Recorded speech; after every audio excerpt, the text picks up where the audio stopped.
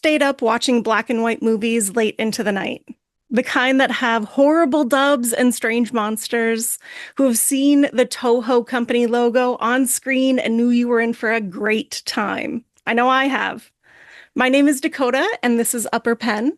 Today, I am talking with Jeffrey Engels, translator of The Luminous Fairies and Mothra.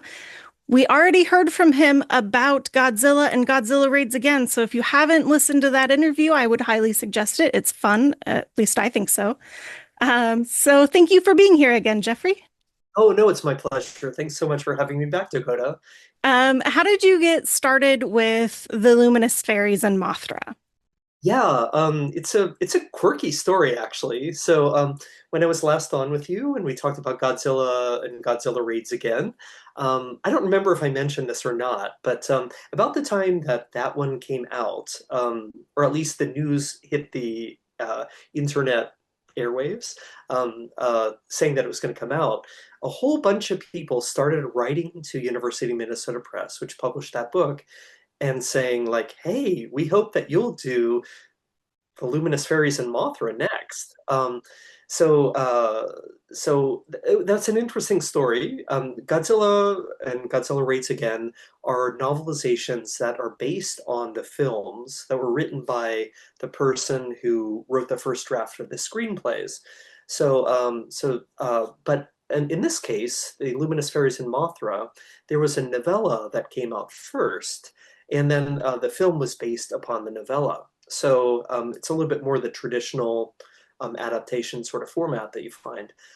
So anyway, people, the hardcore kaiju fans out there in the world, they had read on the internet and stuff like that that this book existed, but there wasn't any translation of it. So people started asking for it, and so my editors were very happy with this, and they turned around to me and they said, "Jeffrey, what do you know about this book?"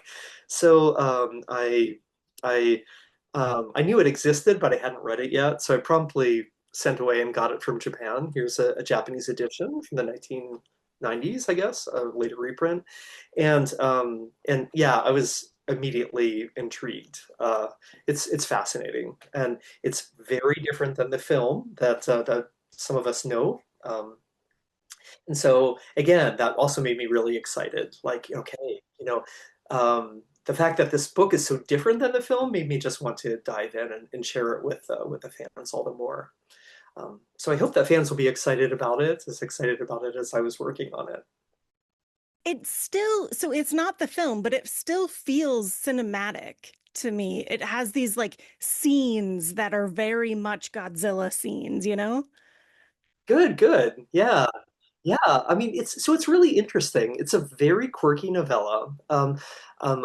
It was commissioned by Toho Studios. The whole purpose apparently was that Toho Studios, after releasing the first two Godzilla movies, they kind of went through a phase where they weren't quite sure what to do next. And so they released a couple of different types of monster movies and popular movies about different themes, but I think that they were looking for something that would, have some kind of cultural resonance, have some depth to it. And so, as they were scouting around, at that point they weren't sure whether or not they were going to make a third Godzilla film or not. Um, they tapped some authors and said, "Hey, would you like to write a novella for us that will adapt into a movie?" So right from the beginning, the authors who wrote this and worked on this text knew that it was going to be adapted into a screenplay. So that kind of makes for some weird elements in the story. There's some places that are very definitely cinematic. There's definitely descriptions of things that you see, but there are also moments when there are like really famous, iconic scenes from the film that are very sketchy in the original novella. And all that has to do with the fact that like the writers knew that the special effects gurus at Toho Studios were going to adapt this to the screen. So they didn't write in lots of detail on some of those like really important iconic scenes. But what they did was they wrote in different kinds of detail in different places that we might not expect. And so that's one of the things that made it so much fun for me to work on, the fact that there's these different, you know, different emphases in the novella and the film. When you're reading it, the first section really feels quite more emotional to me than the other two. And I think that's because there's three different writers, right? Three different parts. Yeah, and that's a really quirky situation here. So if you look at the title here, the book, it shows that we've got three authors down here, and the honestly, I haven't found. I read everything I could about Mothra, everything I could find, but I actually am a little bit unclear about like how this all came to pass. I mean, it's a strange idea. There are other texts that have been written by great relay like this in modern Japan, and it seems like that this idea of writing collaboratively kind of hit a peak around the 1950s and 1960, and especially in the world of popular fiction. Um, and I'm not exactly sure what this, how this came to pass, but the main author that was first consulted was this guy on the top, whose name is Nakamura. And he was a very, very serious, well-known kind of highbrow literature kind of writer who hadn't had anything to do with science fiction, hadn't had anything to do with fantasy writing up until this point. In fact, he tended to write these very kind of heavy and ponderous novels that were about intellectuals living through World War II. He was very, very interested in the Japanese classics, the old Japanese literature, and so very, very brilliant man. So honestly, when I realized that he was one of the authors that was involved with Mothra, I was like, mind blown. Um, but I'm not exactly sure what conversations he had with Toho Studios to bring on the other two writers. But yeah, what's interesting is that all three of them are very famous writers in the mid-century.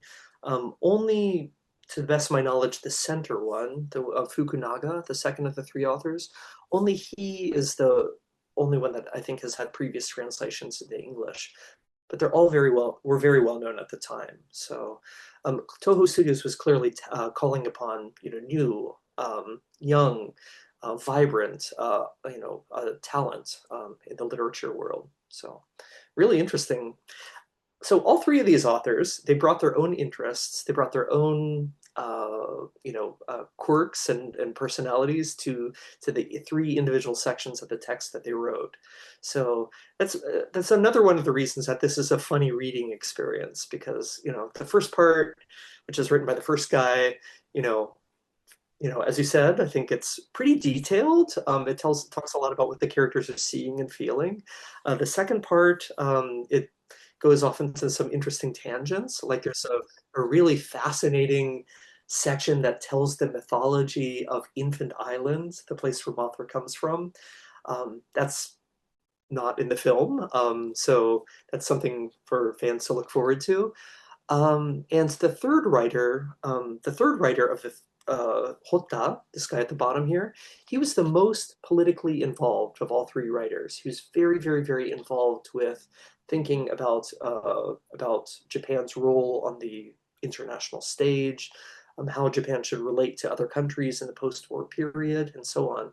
So he seems to have brought to this project a very strong political consciousness that's reflected in the novella, although that's a little bit kind of whitewashed out of the film. So they all brought different things to bear. Yeah.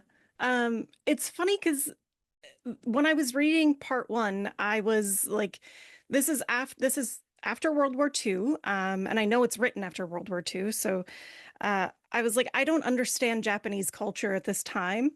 And so having these three kind of different ideas of writing at the time, right? So somebody who's kind of more introspective, somebody who's more historically minded, maybe with the fairy tale aspects of it, and then somebody who's more political, was just really interesting to see together.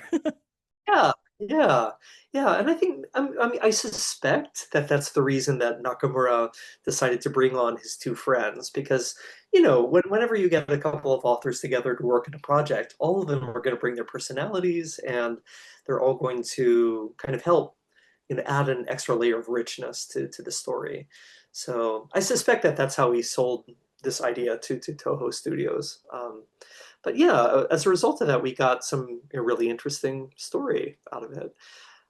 One thing that I should mention too is that fairly early on, I've read that Nakamura, the main author, he came up with the idea to have the monster in the story undergo a transformation. So in the very first part of the story, the monster is an egg in egg form, the middle part in larva form, and in the third part, the larva kind of forms a cocoon and then hatches into the moth that we all know and love and think of as the big kaiju.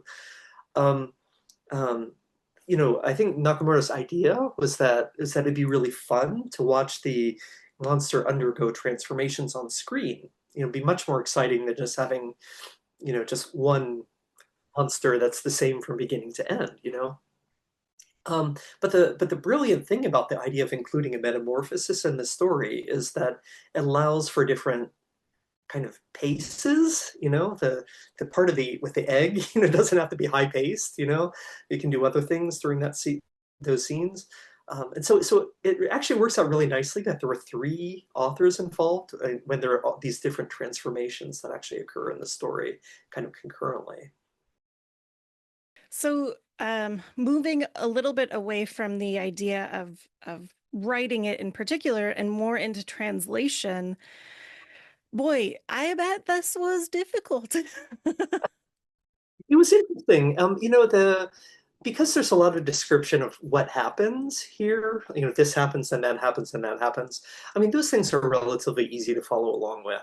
But one of the things that was quirky about this text was because it was penned by three different people, their prose felt different in Japanese. I mean, I tried to preserve as much of the flavor of each individual writer as I could. But, in the course of bringing things over into English, I was doing the work for all three of them. And so there might be a way in which they began sounding a little bit more like each other. But they definitely felt different when I was reading them. Like their area of focus is different. The level of detail, the length of the sentences, all those things differ from section to section.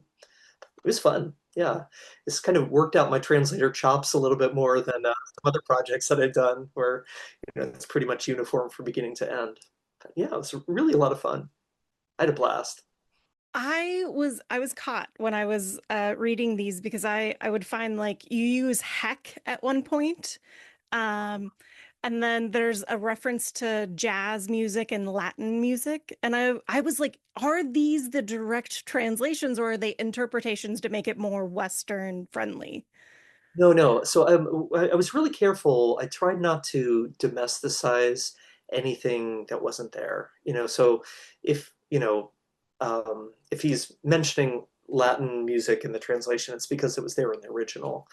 Um, Yeah, I tried really hard not to substitute any pieces of culture because I think really the fun of this is that um, fans want to see what's in the original novel. So I don't want to hide that from them. In fact, I want to kind of try to showcase that as much as possible. And there were a couple places in translation where that became challenging and weird because there was a couple of places where the text itself didn't kind of fit together perfectly, partly because of the three author situation. And the most astounding one of them, I don't know if you're planning on asking me about this later, but I have to raise this one every time I talk about the translation of this book, is that there's no pronouns that refer to Mothra's gender pretty much all the way until close to the end, when suddenly we hear for the first time, I think it's a handful of times, the pronoun he used to refer to Mothra. When I saw this for the first time, I was like, what am I seeing? Because, like in English, when we talk about Mothra, we always talk about Mothra being she. In fact, going back to the old movies, I looked and saw the very first adaptation of the 1961 film Mothra when it was brought over into English. It's Mothra is described as she on the poster. The subtitles all describe Mothra as she. So I was really, really surprised in the text to find the male pronoun, and then the male pronoun appears a few times really close to each other, and then all the pronouns disappear again. And I was like, what? It makes me wonder if there was a textual error, like maybe that there was, that they were writing in he all the way along and decided at some point to remove those, but they forgot to remove them on one page. You know, I can't prove this without, access to the original handwritten text, but anyway, that caused me an interesting problem. Like, what am I supposed to do about Mothra's gender? So I decided in the end, because Mothra in the West is almost always described as she, um, I would honor that. And in the parts where they're talking about Mothra as an egg, I think it's pretty easy to use it because, an egg. Um, Larvae, also pretty easy to use it because, it's not very obvious about, gender. Where the book used he, I felt an obligation to use he. And so I added a little footnote saying, like, right here, mysteriously, male pronouns appear, and then just about a page later, where all the pronouns disappear, again, I put another footnote and say, here all the pronouns disappear. But from that point forward, I decided to use the female pronouns to honor the discourse that exists in English.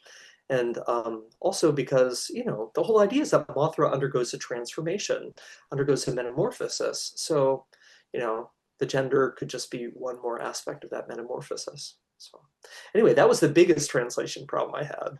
Um, so how to how to fit like kind of already existing female discourse about Mothra together with this, this quirky and sort of uneven text. Well, so Mothra, when Mothra first hatches on the island, the native people say she's returned. So referring to the female goddess that birthed Mothra, birthed the egg or created the egg. And so, yeah, I would see that as just generally kind of confusing. Do you think that's because it was meant to be a screenplay? So I'm not exactly sure, and I'll be right up front about that. I wish I could, get into the time machine and ask these authors and the director. Um, it could be that when they wrote the story, they didn't have all these details worked out, and that some of them were sort of being worked out on the fly, as they were putting the film together. Actually, I should mention that like the entire production time for the film Mothra was pretty short. Um, this novella was published in January of 2000, oh, sorry, 2000, 1961. Which century am I in? It was published in January. So I assume that the people at Toho Studios had it a couple of months before that to get it out and make sure that it got published in the magazine. But the film reached theaters by July of 1961. So that's not like, that's about from the first appearance in print to the film was only about a 7 month turnaround. Um, so really fast. So I get the impression that they were working things out in the process, every day. So.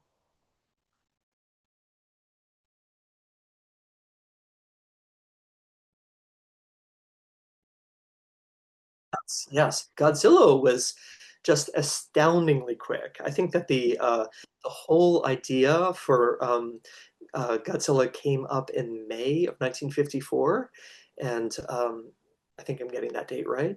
I know the 1954 part's right. And then the film was in theaters by November of 1954. So it's like when you figure like that's such a hugely influential cultural product. I mean, everyone all over the world knows who Godzilla is. We all are living with the legacy of that first film. But to consider that like that entire thing was conceived of and executed and put on screen with all the special effects and everything in such a ridiculously short amount of time is unthinkable by contemporary American standards. I honestly just don't understand how they could have gotten the set or the costumes done so quickly. Like it just I do not get it. Absolutely. Yeah. No, I suspect that these people at Toho Studios work really long hours. Probably. I do know that the people who worked on the sets, spent incredibly long hours. Toho Studios also, they were very thankful in many of their Godzilla and their Kaiju movies when scenes took place in the countryside, because that meant that they didn't have to construct a million little teeny tiny buildings. You know? So there's, especially in some of the films that were produced on a very tight uh, time frame, they're more likely to take place somewhere out in the countryside than in a big busy city where you had to make every single building in Tokyo in miniature. I mean, it's fun to watch Godzilla or some kaiju destroy the city, but gosh, I would not want to build the city. Oh my God. Right, right, right. Absolutely. Absolutely. Those guys were amazing. Yeah. They didn't make like little buildings that would just, it's not like you're stamping on a shoebox and, the shoebox just flattens out. I mean, they built the buildings so that they would crumble in realistic ways one by one. And so every little building had those kind of fault lines and stuff already built into it so that it would look right on screen. Yeah, just maniacal. I mean, but that's one of the things that makes these Toho studio movies so much fun. Just the incredible level of hands-on detail. I gotta love that.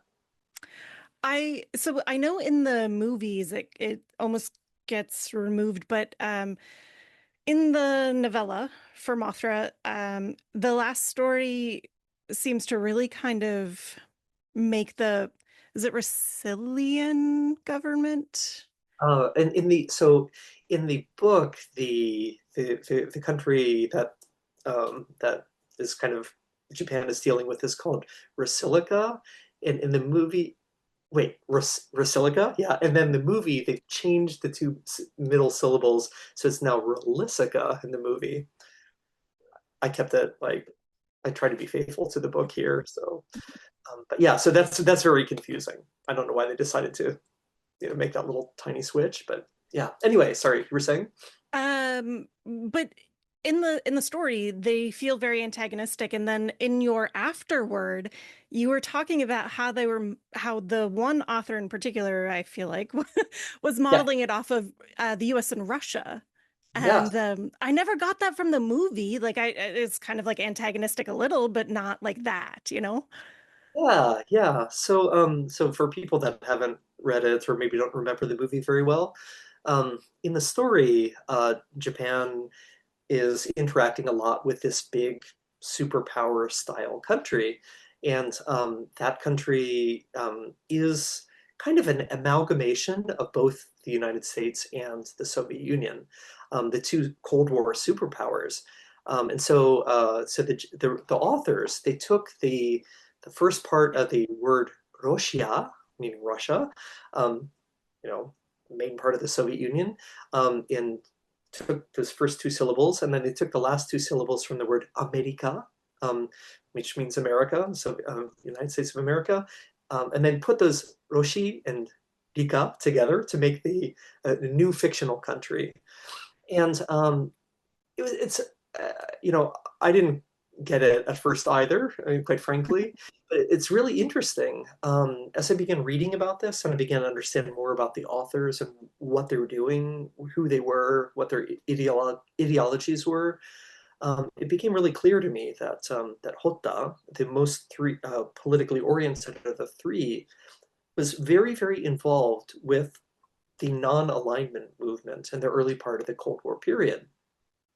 Um, Basically, to catch people up with their Cold War history in a nutshell, this was the 1960s, were a time when the world was kind of being divided into two camps. Countries around the world either tended to side with the United States or with the Soviet Union, and both of which provided, aid and support and all sorts of things, but had very different goals. So so Japan after World War II was brought underneath the U.S. military protection and U.S. military umbrella, and as a result of that, now the United States and Japan are kind of like best friends. They're very, very, very close allies. Have a long history of working together. But during the time of the Cold War period, like around 1960 when this book was being written and 61 when it was published, um, people were a little bit like less sure about whether or not siding with the United States was always the right thing. For the most part, I mean, after World War II, I think most people were happy to have the war over with and done. The occupation under U.S. Leadership went very, very well. But as the Cold War began to develop and the occupation of Japan ended and Japan kind of began to operate its own government again, um, that was also the time when like the US and the Soviet Union were building bigger and bigger and bigger and scarier bombs.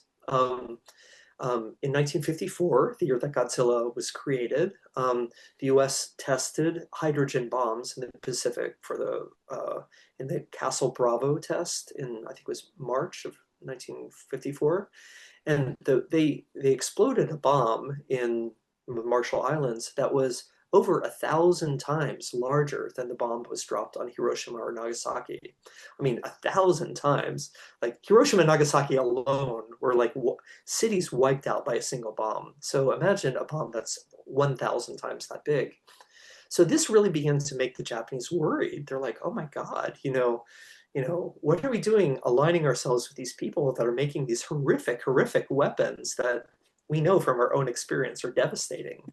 Are we doing the right thing by siding with them? And um, once the U.S. was building hydrogen bombs, the Soviet Union responded and started building its own bombs too.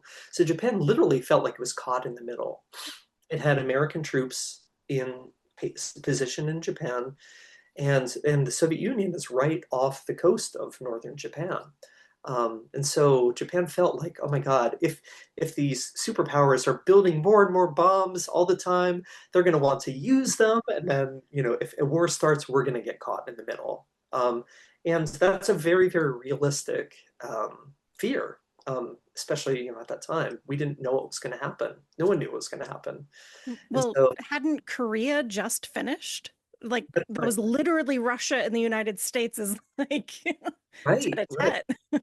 Absolutely. So the Korean War reached a a ceasefire, I should say, not a peace treaty. It reached a ceasefire in the 1950s. So the idea that like the communist countries and the capitalist countries might go to war was very, very real, very, Yeah. very. So the whole point of this is that like certain authors, like our guy here, Hotta, he felt like, well, maybe the best thing for Japan is not to ally itself with the superpower countries, because the superpowers just kind of come and tell you what they want to do and they push you around. And that's what happens with the country of Rasilica in this book. Um, but there was also Hotta and some of his other Japanese compatriots sort of another idea. They felt that perhaps Japan could decide to go it alone. Japan could pursue a strategy of non-alignment, of not siding clearly with either the Soviet Union or America, and instead ally itself with the kind of new decolonizing small nations of Africa, of Asia, of the Pacific, and so on. So anyway, to bring this all back to the story of Mothra, this is why, like in the story, the Japanese scientists feel like they want to help, the poor little people of Infant Islands who are just kind of getting out from underneath the pressure of colonial rule.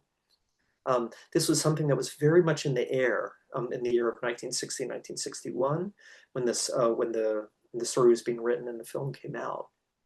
Um, the question was, where would Japan go with its alliances, and who would it side with? And so there's a lot more and more and more people in Japan at the time that begin to feel like, okay, one of our best and safest routes forward is to maybe steer clear of these guys with all their big scary weapons. So can definitely understand that. But once I realized this and I began to understand that, like I really felt like the whole story began to look very, very different to me. It begins to look like an allegory of what Japan's role should be in a newly decolonizing world. I like how it's written, though. You can read it without that subtext being the main thing, right? Um, and I think that goes back to the three different authors. Yeah, yeah. You're right. You're right. You don't necessarily have to keep this in mind when you're reading it. I did because I went down a bunch of deep rabbit holes, doing the research for this. I did write a pretty long afterward in which I talk about the history and some of the ways that the novella was adapted and stuff like that, because I thought that might be interesting and helpful to some readers. It was Shedding to some. me. Hey, yay, you're my ideal reader. Thank you, Dakota. Um, but yeah, yeah, but I mean, you can also definitely enjoy it at just the level of just sheer fun story. It kind of amazes me how much you can pull out of this story because it's what, like 50-ish pages? Right. It's not long. Uh, it's an easy hour read, I think. Yeah, Yeah. sit down and yeah, can absorb it pretty quickly. But there's a lot in there, and especially because I was spending so much time thinking about it and reflecting on it, kind of reading backward and forward and thinking about the time and the context, I begin to realize like I begin to see all these connections with other pieces of literature. Like one of the big questions in my mind ever since I saw Mothra as a little kid was why make a monster movie about a moth? Like, like you think about big creatures and moth is not the scariest one that leaps to mind, right? Yeah. Um, so so I never really felt like I understood that, but in the process of working on this book, I began to come up with some theories.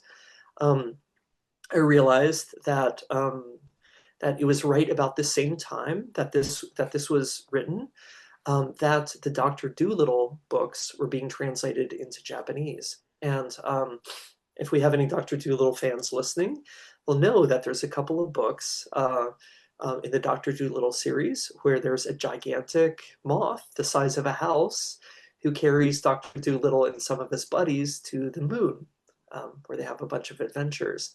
And so I checked the publication date, and it was like exactly at the time that this was being written that book was translated into Japanese. Um, and it was being translated into Japanese by a writer who is one generation older than these guys, and Mhm. also a writer of kind of similar liberal background. So I'm 100% positive that there's no way that they could have missed that. So I'm sure that the idea came from Dr. Dolittle, although I've not seen that reflected in any of the literature about Mothra so far. But I feel pretty confident. In the afterword, I point to lots of similarities between not just the big moth, but lots of little similarities between the Doctor Dolittle books in which the moth appears and some other places, showing like yeah, One of them was the linguist, right? So yes, one of the primary characters is a linguist in this. yeah, definitely. Right, right, right. In this book, our main character Chujo, or one of the main characters, I should say, is a linguist who specializes in the languages of the Pacific Ocean, and so he is brought on board to go out and visit Infant Island to understand the mysterious language of the inhabitants that hardly anyone knows anything about. So, so Dr. Dolittle in the Dr. Dolittle books is also constantly reminding everyone that he's a linguist who's able to speak the languages of ants, plants, and animals. Lots of fun. How so this must have taken some research. I feel like this had to have taken a while. But how do you know where to start? Did you just start with the manuscript itself? Right. Always start with the thing that's right in front. So, so I started working on the translation first, and as I was working on the translation, I kept a pad by this pad, as a matter of fact, this one right here. I kept it by my desk and was constantly jotting down little questions to myself. Why this? Why the use of this particular word, or something like that? And and in the course of thinking about these things, I began to find solutions and I began to find reasons.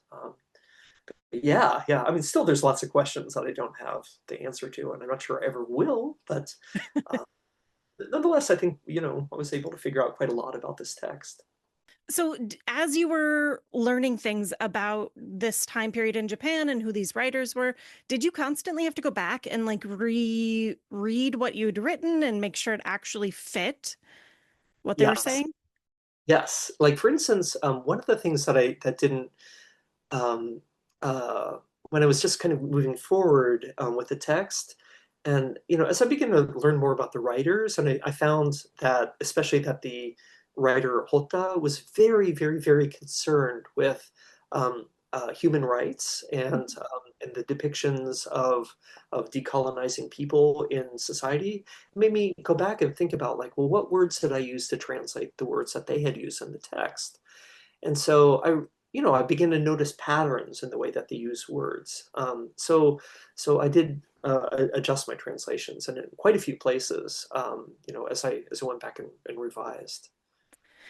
I sometimes don't know if people understand how difficult it must be to be a translator because it's almost an art, it feels like, because you have to choose what you're interpreting it as, but trying to be as authentic as possible to the original writer. Right, absolutely. And there's no one absolute solution.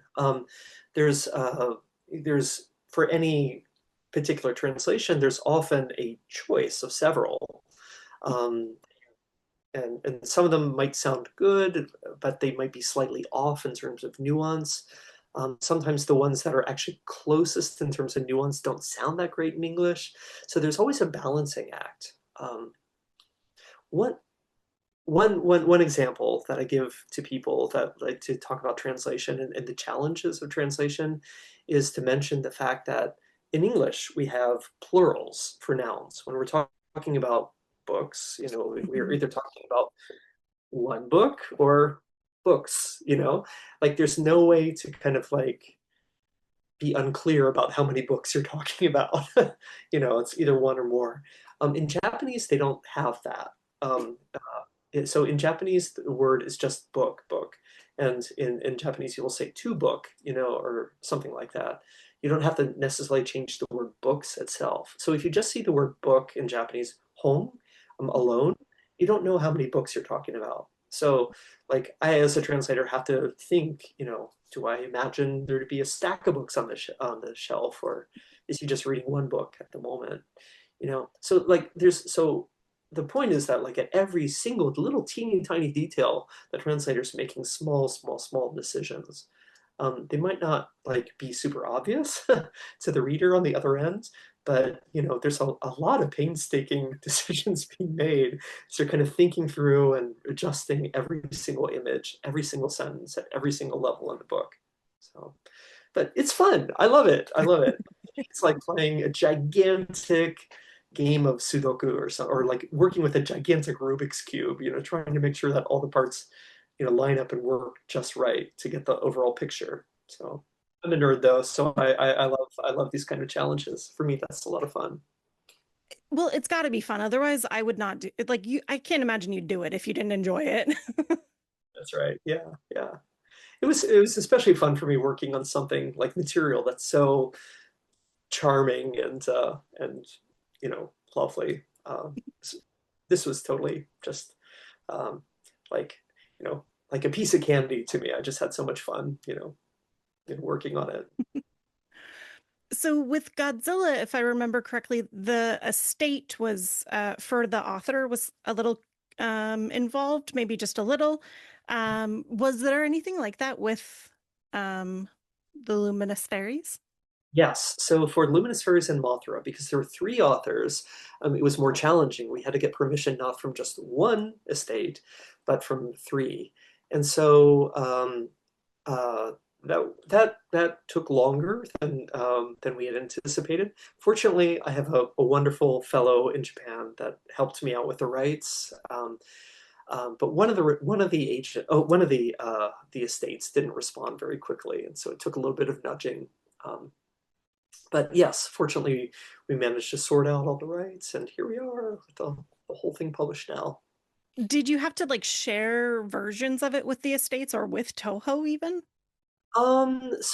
I left a lot of that up to the agents in Oh, Japan, okay. so I'm a little bit unclear about what he might have shown them, but but I so the rights to the book, not the film, but the rights to the book, resided with the estates in Japan. So we didn't really have to work with Toho in this case. Um, the version that I use as my main Japanese source, this one, as you can just tell from the cover, it uses images from the Toho films, and it's chock filled with images from the films. And also, it this version came with like the screenplay. Oh, So actually, there were two different versions of the screenplay, like an early draft and the finalized draft. Both are in this book. It would have been fun to be able to translate those two, but those are Toho properties, yeah. so those that would have to be a separate kind of project. But it was fun, definitely fun nonetheless. So I hope someone at Toho is taking notice that these books are out there and Well, people are. it can only do good things for their like residual sales of these things, right?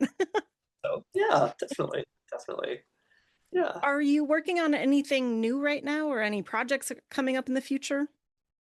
Yeah, so I have a couple of things in mind. Nothing that I've actually nailed down very concretely yet, but I have a fantasy about there's a lot of other big monster stories out there, a huge number of them, as a matter of fact.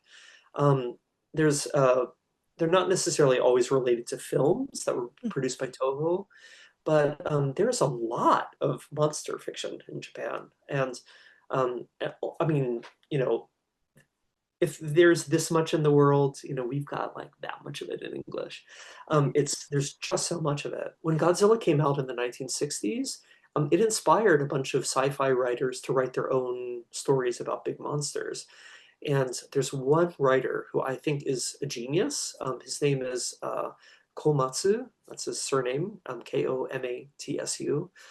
He's written a bunch of science fiction novels. He has like over 100 novels in Japanese, some shelves. But he's written some of the most intelligent and interesting kaiju fiction that I've read. I'd love to be able to work on that. But my big fantasy is to pull some of his stories and maybe some other stories, including some more recent stories, and put them all together into a big anthology of Japanese monster fiction. I would buy it. I would pre-order it right now. Oh, yay! See, publishers, I hope you're listening. Listen to Dakota here. Well, there's so many people who love kaiju stories, right? Like this is just a huge genre. Yeah, yeah, absolutely. One of the things that I discovered in kind of all of my research for Godzilla and other things was that after the 2011 Fukushima meltdown in northeastern Japan, there was an entirely new wave of kaiju stories because like it seemed like that was a perfect metaphor to talk about radiation rolling across the Japanese countryside and destroying everything in its path. So the like we have this brand new wave of kaiju stories, some of which are magnificently good. There's one that I'm just in love with. It was written by a writer who's actually been translated into English a few times. Her name is her surname is Miyabe, Miyabe,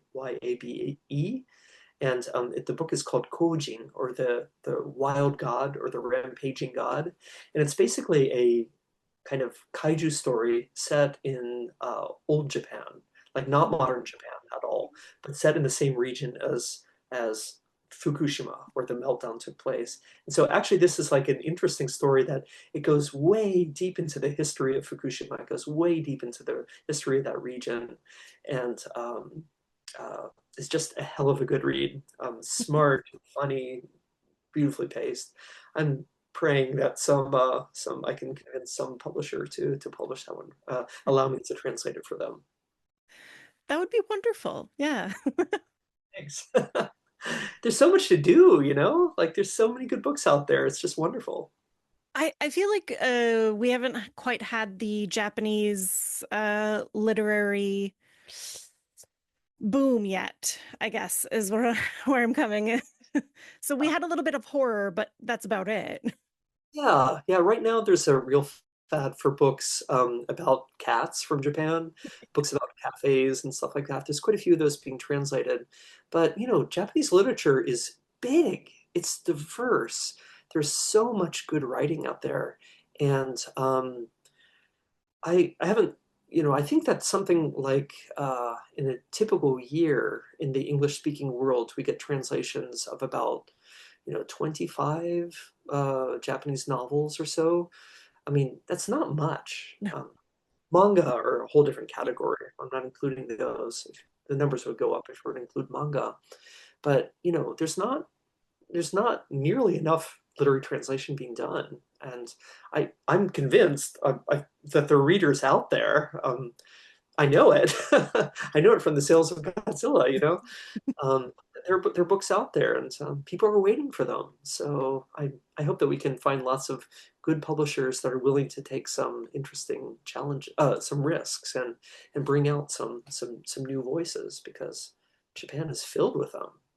It's such a literary country. I feel like the translators have to champion these stories right now, but it'd be great if, they came to a translator with a story. Yeah, yeah. You're right, you're right. So a big part of my career is like I haven't been chasing after the big like bestsellers. That's not how I've spent my career. Most of my career, I've looked around and found books that I think are really interesting, really valuable, that show us a lot about Japanese culture, and I've chosen those for translation. And then usually I've had to kind of go through a process where I sell it to the publisher, like, you need to publish this book because, and give them list a, XYZ. Um, but yeah, yeah. I mean, I I fantasize about the day that publishers are going to knock on my door and say, Jeffrey, what do you want to translate? Here, your books have made a bunch of money in the past. Let's work on something together. I hope that happens a little bit more. Me too. So everybody out there, the Luminous Fairies and Mothra comes out January 13th. So either pre-order it or go buy it. So we get more translations, please. All right. Yeah, I might add that I just heard word that the book is back from the printer, Mhm. so it might actually be out on bookshelves sooner. We're Oh, hoping that they might even be out by the holidays on bookshelves and pre-orders. So can't guarantee, but that's not my department. well, I got a finished copy and it's beautiful. Like these books are Oh, beautiful. Yeah. thank you, thank you. That's great to hear. I don't have a finished copy yet. I only have the ARC, the advanced reading copy. So you're one step ahead of me. Well, thank you so much for chatting with me tonight, Jeffrey. Course. Yeah, it's a pleasure, Dakota. Thanks for allowing me to get all excited and share with you. No, I love it. I love kaiju stuff. So I'm waiting for your next collection or solo book. So I'm here for you. All right. Well, thank you. If anybody out there has liked this conversation, I highly encourage you to go check out Jeffrey Engel's translations of especially Godzilla and Godzilla Raids Again, and of course, the Luminous Fairies and Mothra. And I would love it if you appeased the algorithm gods and liked and shared and subscribed and did all of the social things so that I know that you care. So thank you. I hope everybody has a lovely, lovely day. Bye.